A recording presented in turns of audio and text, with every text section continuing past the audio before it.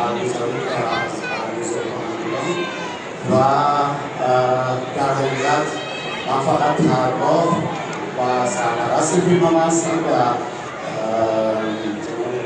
آرش عباسی استفاده جایزه رو دارم و چون نیستم جایی داور تئاتر هستم من به نمایندگی از ایشون سپاسگزارم.